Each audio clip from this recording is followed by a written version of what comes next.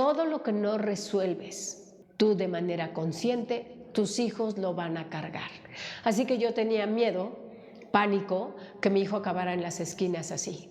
¿Y qué crees? Acabó así. Me di cuenta que no era lo que yo quería. Y ya no lo pude sacar de ese lugar de autodestrucción que viven los jóvenes.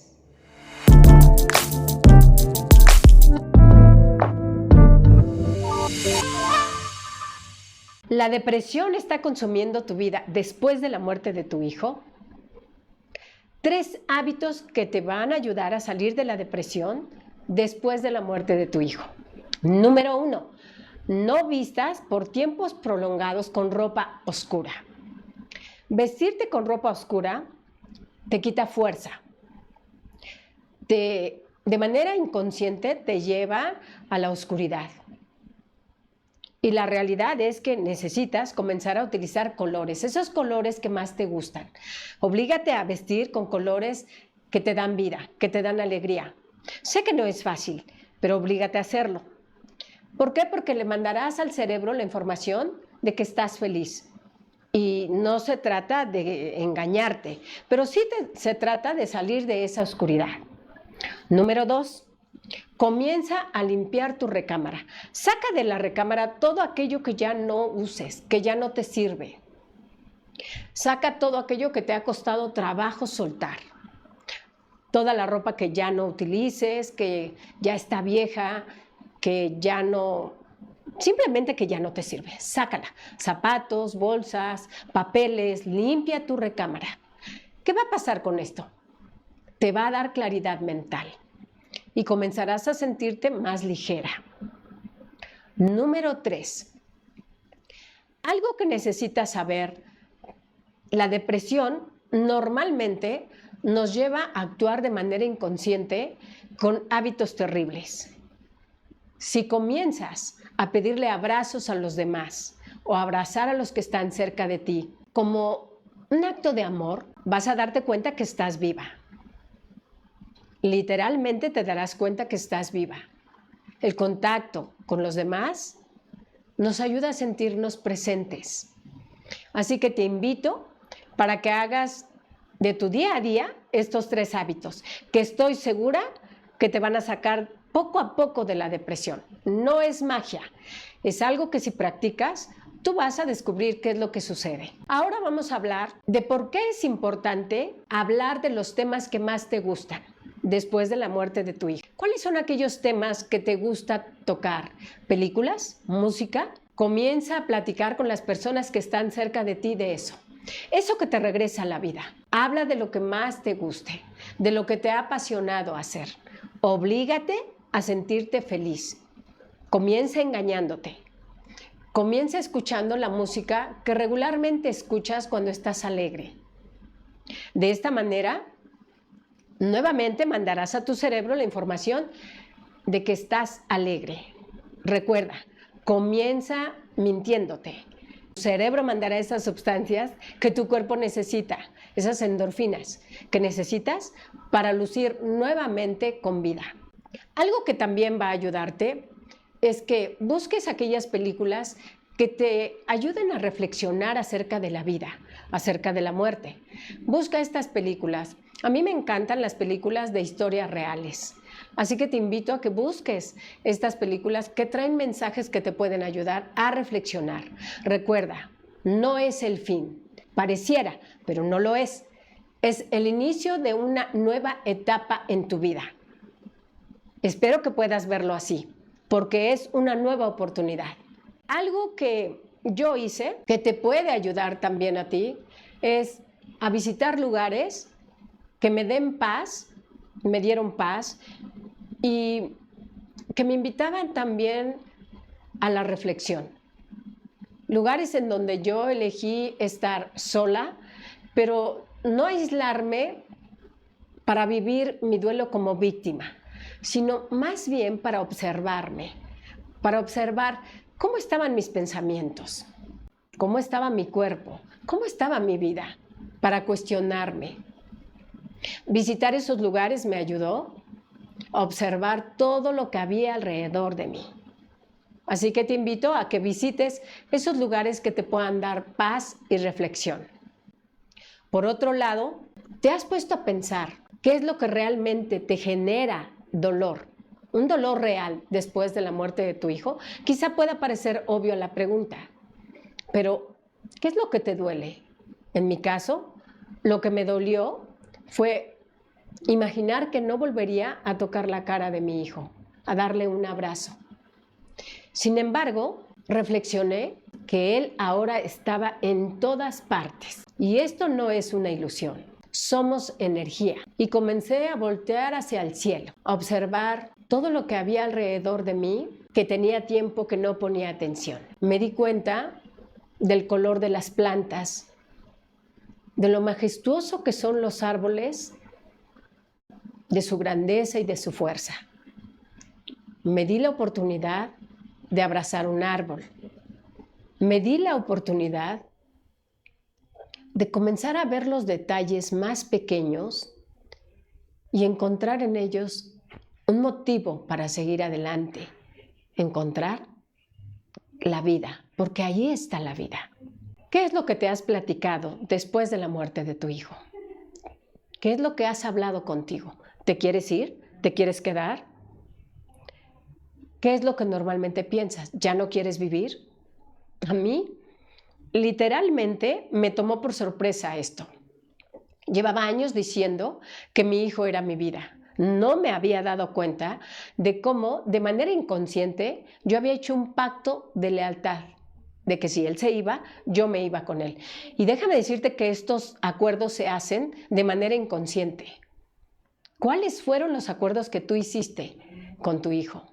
Cuando me di cuenta que ese era el diálogo que yo por años manejé, que mi hijo era mi vida, créeme, soy terapeuta, llevo muchos años trabajando con mujeres, me cayó como agua fría en la cara cuando me di cuenta de ese diálogo que por años manejé. Y dije, ¿qué voy a hacer ahora? Si mi hijo era mi vida, tendría que inventarme una nueva vida. Y no había de otra. Así que no estaba dispuesta a ser leal con ese pacto no hablado directamente con él. ¿Y qué hice? Comencé a buscar la manera de quedarme, agarrarme de aquello que me diera fuerza, agarrarme de mí, agarrarme de lo que yo llamo mi alma, mi espíritu, agarrarme de los recuerdos, agarrarme de mi profesión, de mi pasión, de mi misión de vida. ¿Hay algo de donde tú te puedes agarrar para quedarte con vida? ¿Para que ese pacto inconsciente que hiciste con tu hijo no lo cumplas?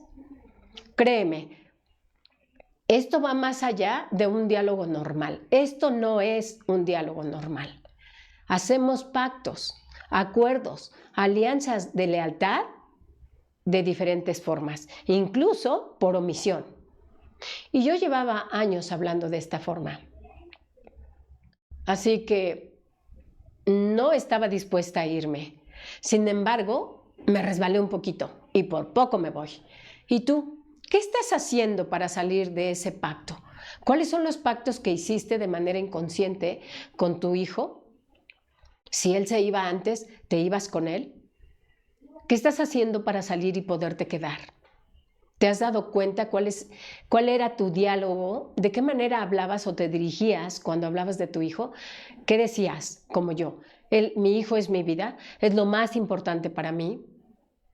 Llevo años diciendo a las madres que nos han enseñado al revés, según yo, obviamente. ¿Por qué?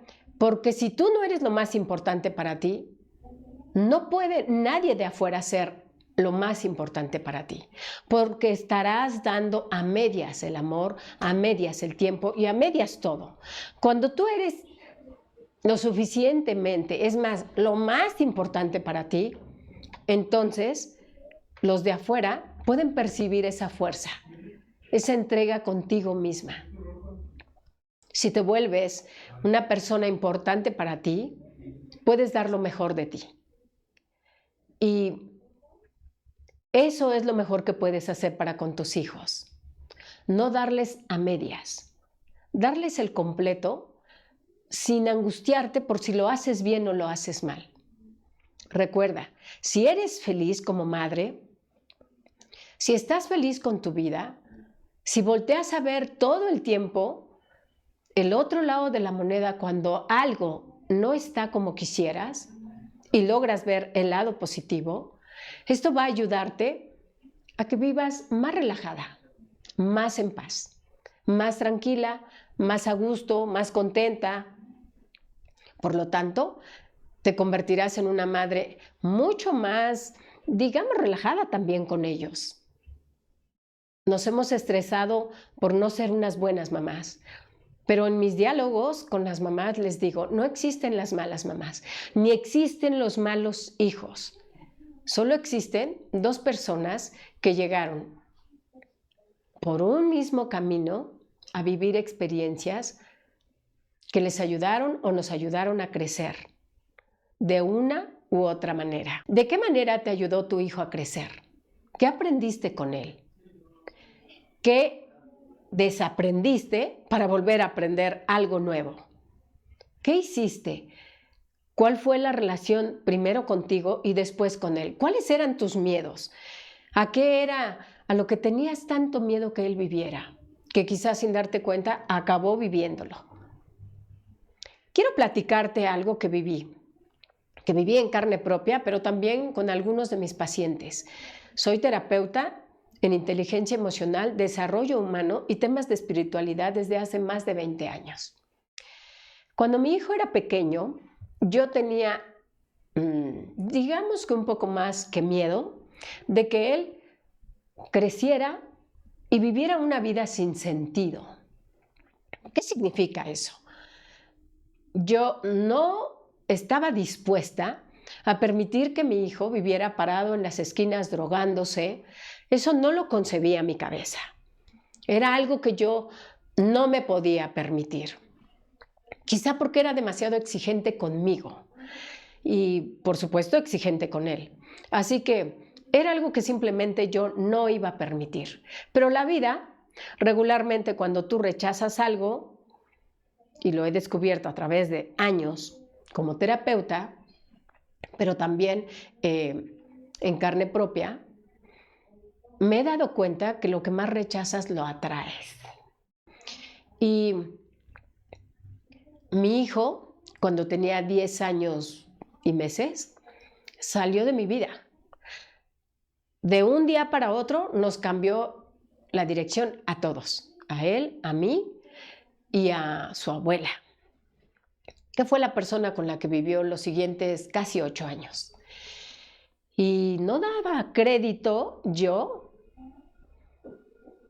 que estuviera tomando otro rumbo la vida de mi hijo, pero estaba molesta, incómoda, enojada. Me sentía todavía como víctima porque todavía no había superado el abuso. Y las decisiones que tomé estuvieron basadas desde el miedo, desde el ego. Así que lo que hice fue no regalarlo, pero sí permitir que ella, mi madre, se hiciera cargo de él. Y lo dejé. Tomé la decisión de dejarlo con ella. Más adelante te platicaré exactamente qué pasó. Pero ahora te diré esto. Todo lo que no resuelves tú de manera consciente, tus hijos lo van a cargar. Así que yo tenía miedo, pánico, que mi hijo acabara en las esquinas así. ¿Y qué crees? Acabó así. Me di cuenta que no era lo que yo quería.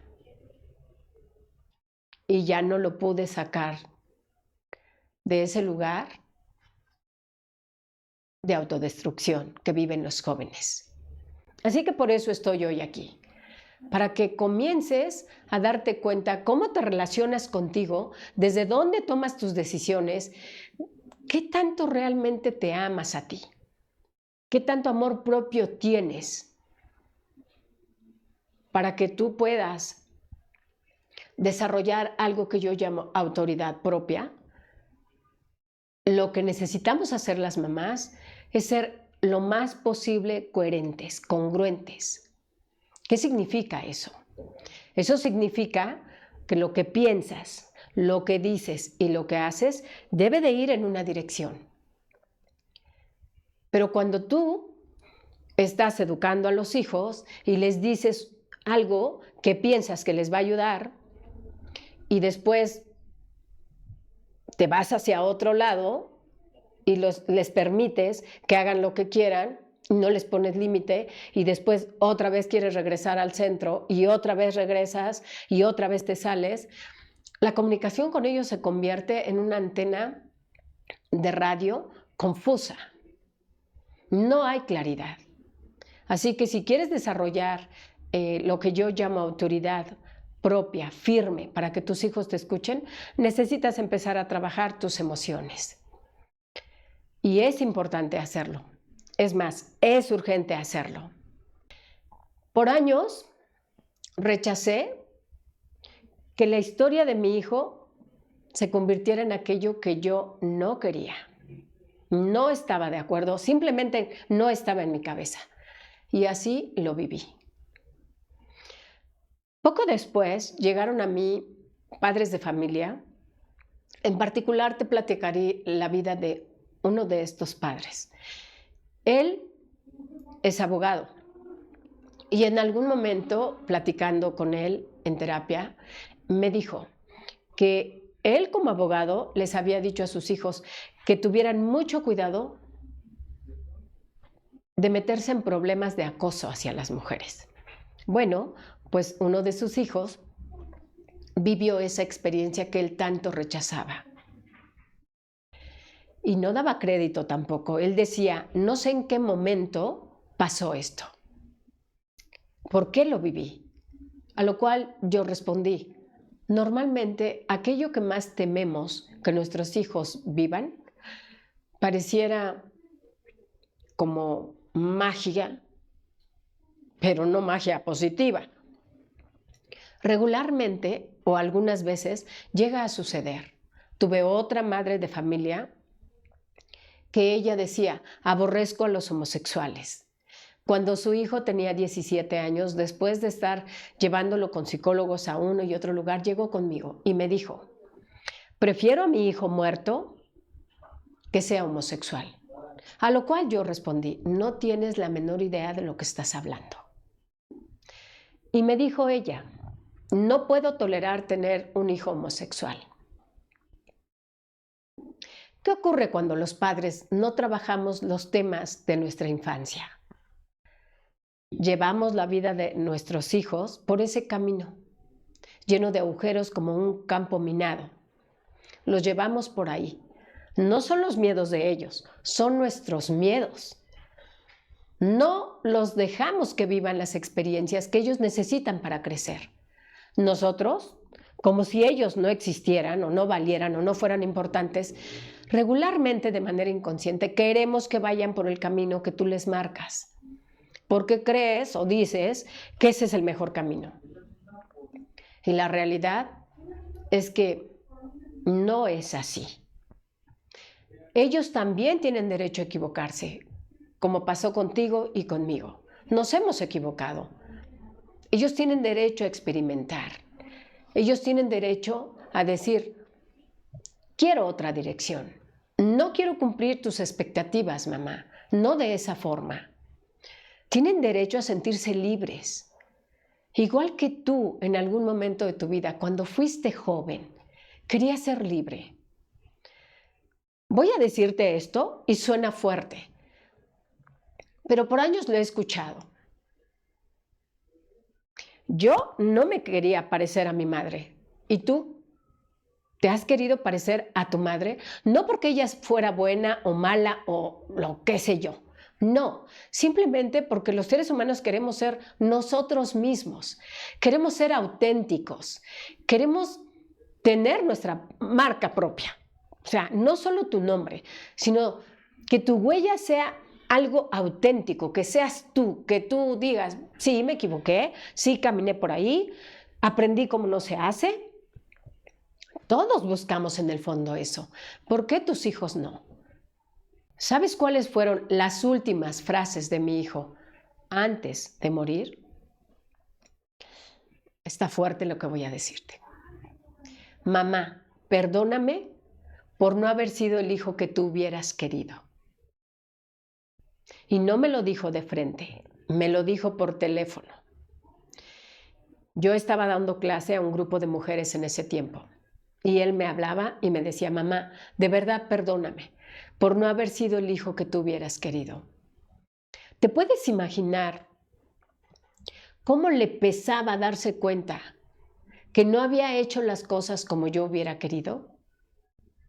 Por más que yo le decía: hijo, ve y busca, vive. Para ese entonces yo ya había trascendido el abuso, yo había trabajado por 4 años con él y he sido una persona literalmente obsesiva cuando se trata de trabajar mis temas. El lado positivo de la obsesión es la perseverancia. Y estuve trabajando 4 años seguidos con él para poder comprender de dónde venía la necesidad que él tenía de pertenecer, de dónde venía la necesidad que él traía de hacer las cosas como las hacía. Todo el tiempo me estaba espejeando en él. Déjame decirte que fueron 4 años literalmente de haber estado en una escuela llamada Hijo. Todo el tiempo me espejeaba con él y todo el tiempo me daba cuenta, porque me caían 20 y 20 y 20 de cuando él hacía algo, cómo yo lo hacía, de qué manera, hacia dónde se había movido mi vida con lo que yo hacía. Y poco a poco dejé cada vez de juzgar la forma en la que él quería vivir. Poco a poco fui soltando la expectativa, pero al último momento me di cuenta que aún no era suficiente, porque él me decía que mi vida era perfecta y en realidad mi vida no era perfecta. Solté la máscara, me quité la máscara de perfecta cuando él salió de mi vida de niño. Me la quité, porque ni siquiera fui yo. La vida te obliga. Cuando vives algo realmente doloroso, se te cae la máscara, te rindes y te volteas a ver desde el corazón. Te das cuenta lo vulnerable que eres. Te das cuenta hasta dónde te han llevado las decisiones que has tomado. Y también te das cuenta de que puedes decidir tomar otras decisiones más conscientes. Las últimas palabras de mi hijo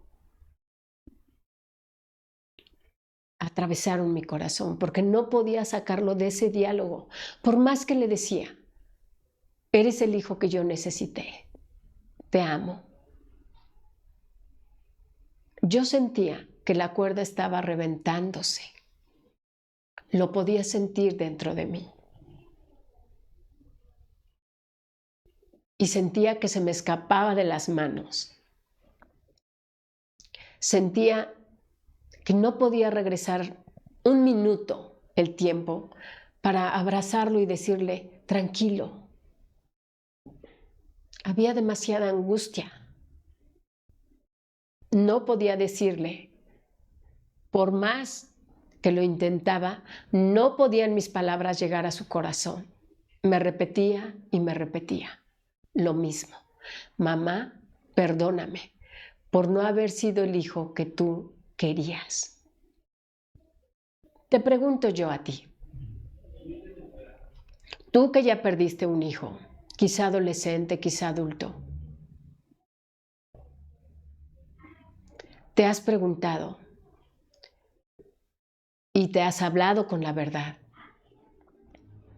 que él fue el hijo que tú necesitabas? ¿Te has dado cuenta cómo su vida marcó tu existencia, la transformó, y que su muerte la está volviendo a transformar? No somos perfectos.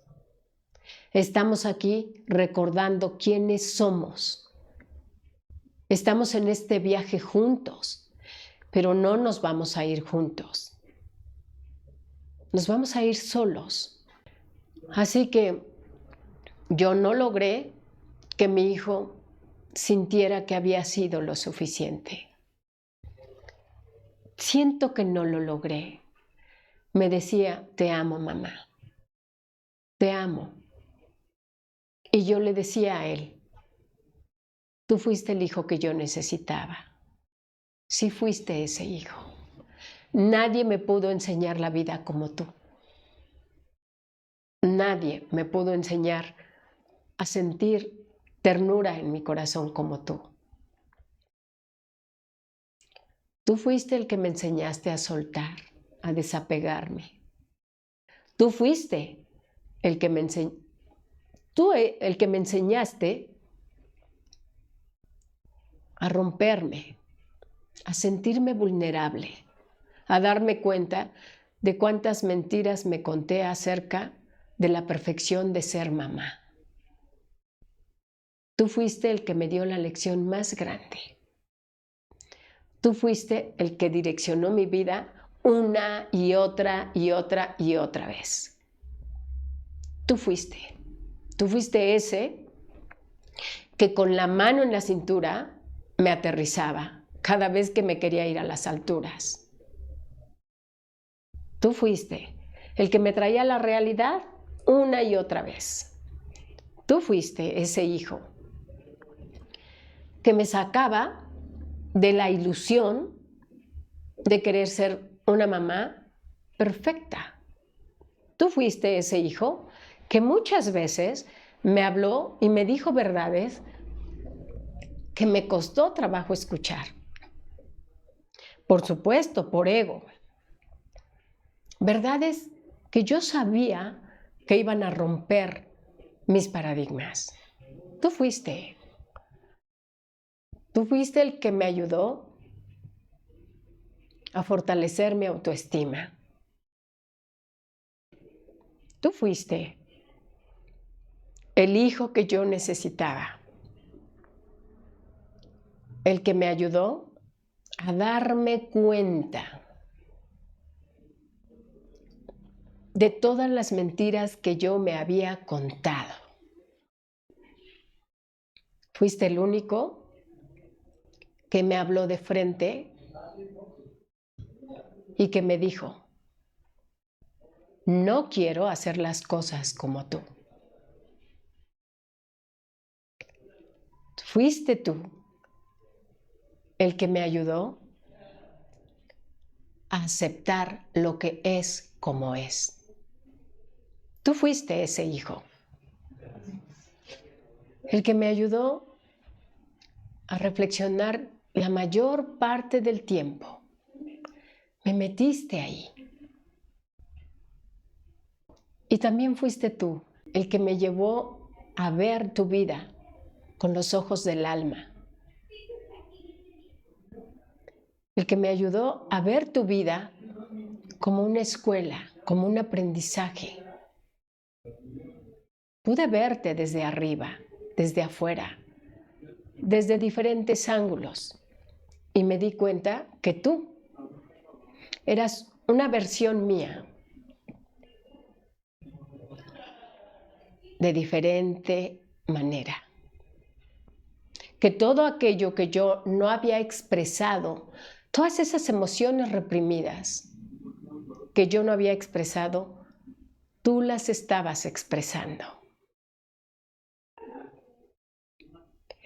Y también me ayudaste a aceptar que muchas veces estuve cansada de esa etiqueta de mamá. Porque nos han dicho que ser mamá es lo mejor que te puede pasar. No siempre, o no todo el tiempo, para mí, por supuesto. No todo el tiempo.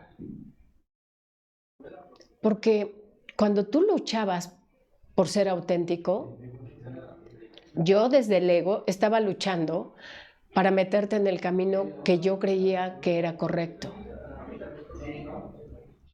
Pero si volteo a ver mi vida, también mi camino tenía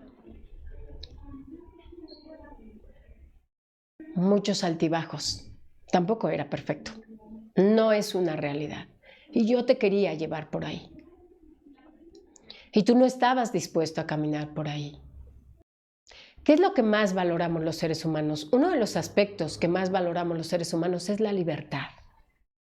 La libertad de pensar, la libertad de sentir, la libertad de expresar. Y a veces yo no te permitía que fueras libre, porque me daba miedo, me daba miedo que tú quisieras ser libre y que fueras allá, al mundo, y te ocasionaran dolor. Como si eso lo pudiera evitar, si el dolor es parte de la vida. ¿En dónde estaba metida yo cuando me contaba todas esas mentiras? ¿Quién era yo en ese momento? ¿Era una mujer educando a un niño con temas no resueltos emocionales, tomando decisiones que cambiaron tu rumbo y decisiones que cambiaron mi vida? ¿Por qué es importante hablar con la verdad con los hijos? ¿Por qué es importante decirles que nos duele, que nos cansa, que nos pica, que a veces nos cansamos también de ser madres? ¿Por qué es importante eso? Porque es la única manera que yo encontré, por lo menos, para que mi hijo le bajara 10 rayitas cuando estaba demasiado intenso y comprendiera que también yo me cansaba. ¿Por qué es importante hablar con la verdad con los hijos? ¿Por qué es importante decirles que a veces te duele y te cansa no saber cómo dirigirlos? ¿Por qué es importante decirles que a veces no sabes cómo hacerlo, pero que juntos pueden caminar poco a poco e ir descubriendo cómo hacer que ese camino sea algo más placentero para los dos? ¿Por qué es importante todo esto? ¿Por qué es importante hablarles con la verdad y decirles, platicarles qué piensas exactamente de él? Y también decirles que eso que a veces esperas de ellos no es en su totalidad la verdad. Es una forma de control, porque nos da miedo que los hijos sufran, que les duela la vida. Así que te invito a tener diálogos con tus hijos, con esos hijos que todavía están contigo, mucho más abiertos, sin juicio, sin crítica. Aprende a soltarlos para que ellos comiencen a experimentar la vida. Suéltalos sin miedo. Sin miedo no significa soltarlos y voltearte completamente. Es como cuando eran bebés. Tú te vas a dar cuenta que si sueltas a tus hijos y ellos se caen, vas a acercarte y les vas a decir, aquí estoy. Nadie nos enseña eso. Nadie nos enseña que los puedes soltar y decirles, si algo no sale como quieres, recuerda que aquí estoy. Por favor, trabaja tus temas emocionales como mamá para que dejes de dirigir la vida de tus hijos a través del miedo. Trabaja con tus temas. Trabaja con esos temas no resueltos de tu infancia. Recuerda que lo que no se resuelve se repite. Y también recuerda que ellos tienen derecho a vivir su propia vida, a ser auténticos. Soy Maggie Ibarra. Tengo más de 20 años trabajando con mujeres, desarrollo humano, temas de espiritualidad, inteligencia emocional. Y esto es lo que me ha ayudado a trascender la muerte de mi único hijo. Dile sí a la vida. Dile sí a la vida, direcciónate, honra tu vida y honra la vida de tu hijo. Nos vemos pronto. Hasta la próxima.